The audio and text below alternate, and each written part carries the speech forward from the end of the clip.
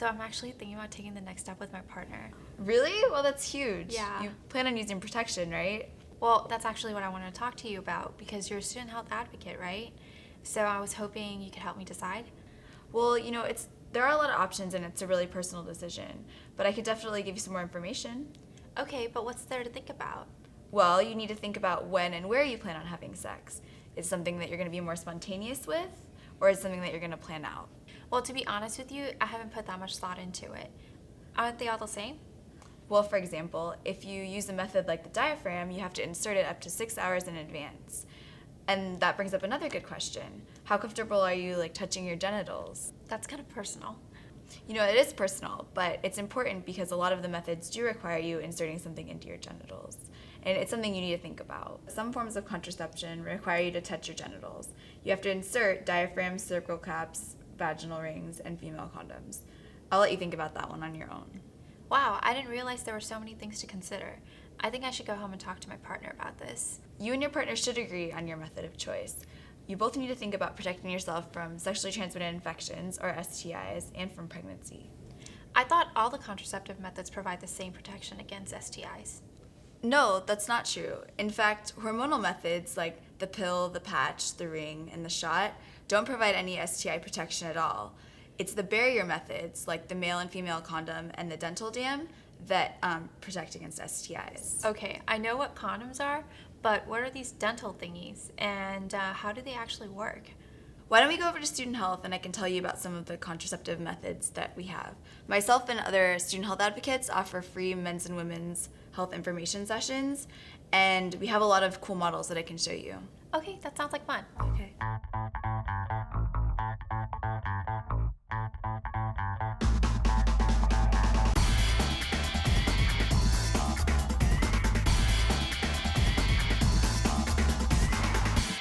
Okay, now we can talk a lot more about different forms of contraception. First, let's talk about condoms. There's 3 different kinds: latex, natural lambskin, and polyurethane. But the lambskin ones don't prevent against STIs. Do you want to do a demonstration? Have you ever seen condoms before or anything? Well, I learned about it in health class in junior high, but that's about it. Okay, well, why don't we try to do a demonstration and I can help you fill in the blanks. Yeah? Okay. Oh, there you go. All right. So you just check for the expiration date, make sure there's no leaks or punctures, and then push it off to the side and just kind of tear it. And then before you put it on the penis, you have to make sure that it goes on the right way, right? So we do this thing called the sombrero test, where you want to make sure that when you put the condom on the right way, that it's going to roll down. So make sure that the outside is facing upward like a sombrero. You can test it on your finger first. There you go. Okay. So then you just roll it over the erect penis, and then you just you pinch the top first, right? Yeah. So it leaves room for sperm? Okay, and then you just roll it down, go about your business, and then you just take it off and throw it away. That's it? Condoms are a great way for guys to contribute to being responsible to prevent STIs in pregnancy. They're pretty easy to find, right? Because you guys have them at student health. Yeah, they're available at student health and the pharmacy, and you can also get some for free. Wow, that's really cool. But I have one question. So I know you're supposed to use condoms for vaginal and anal sex, but I also heard that you should use protection when you're doing oral sex. Is that true? That is true. Have you ever heard of the dental dam? No, what's that? It's this right here. The dental dam is a thin sheet of latex that one partner can hold over the genitals or anus of another when they're having oral genital or oral anal contact. It's a good option to protect yourself. You can also make one by cutting down the shaft of a condom. That sounds like a good option. I'll think about that. Have you ever heard of female condom? No, I didn't know we could wear condoms. Well, it kind of works similarly to the male condom. You insert it into the vagina like this, and then you insert the penis in here and then remove it after intercourse. Oh, okay. How come it's not as popular as the male condom? Well, it's only about 75% effective. It's not sold at student health, but it's another option. Which reminds me, do you know what spermicide is? I'm pretty sure I could take a wild guess. Does it kill sperm? Yeah, it does. It's a chemical compound that can be used alone or in conjunction with other birth control methods like male or female condom or the diaphragm. It dissolves on contact about 10 to 15 minutes after it's inserted into the vagina, and it can be foam, film, cream, jelly, or suppository. So are condoms the only things that protect against STIs? What about the diaphragm? Condoms are the only thing that prevent against STIs. The diaphragm is another form of birth control, but it doesn't prevent against STIs. Do you know anything about the diaphragm? I was hoping you could tell me more about it. Okay. The diaphragm is a cup where you insert spermicide around the rim and in the middle. It can be inserted in the vagina up to 2 hours before intercourse, and then it remains in up to 6 hours afterward.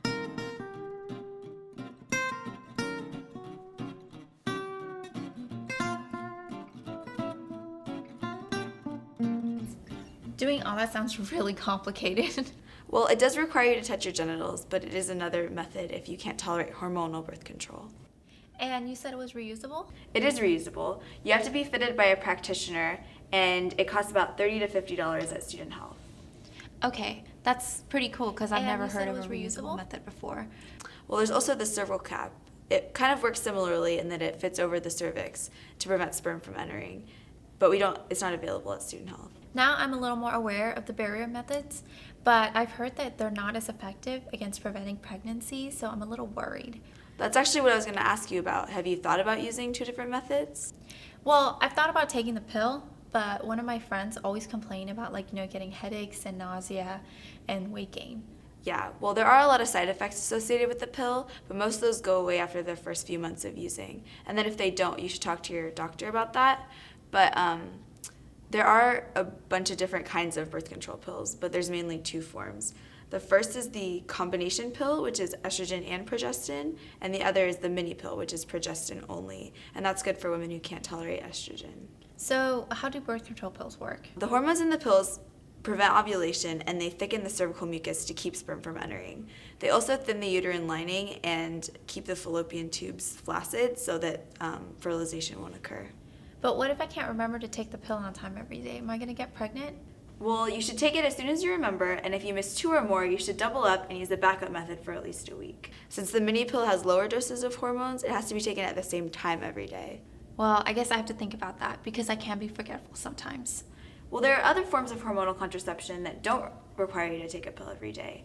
The shot, the patch, and the ring are all hormonal methods that don't require you to remember something every day. Okay. I've heard of the shot and the patch, but what is the ring? Well, the ring is a hormonal contraceptive method that you insert into the vagina, and it releases estrogen and progestin over time. You leave it in for 3 weeks, and then you remove it for the 4th week, and that's when you menstruate. Oh, that sounds like a reliable option. But I have one last question. I know accidents happen sometimes, so what happens if I have unprotected sex or the condom breaks? sounds like a reliable option. You can come into Student Health and get the But I have emergency one last contraceptive question. pill called Plan B. I know accidents happen Is that an sometimes, abortion pill? So No, what it's happens not. if It I just have alters the unprotected hormone sex levels or the condom to breaks? prevent pregnancy. Do I need a prescription for it? Because what if it's an emergency? You don't need a prescription. You can get it over the counter if you're over 18, but it's always good to have it on hand just in case. Wow, that sounds so easy. Why can't I just use that as a form of contraceptive? Well, it's not effective as other methods of birth control and preventing pregnancy. All this information is really overwhelming. I think I need to go home and think about some of this. Yeah, there are a lot of things to think about. I'll give you some handouts, and there are also some handouts available on our Student Health website that can help you with your decision. Okay. And I always knew there was a lot of, responsibility that goes in when you're thinking about having sex, but I never knew there were so many things to consider. Well, I just want you to know that if you do feel uncomfortable at all about having sex, you don't have to. A lot of people our age choose abstinence, and abstinence is the only way other than condoms to prevent the spread of STIs 100%. Yeah, I know, but I really feel like we're both ready to take intimacy to the next level. Well, being intimate doesn't mean you have to have sex. Well, how can I partake in sexual pleasure if I'm abstaining from sex?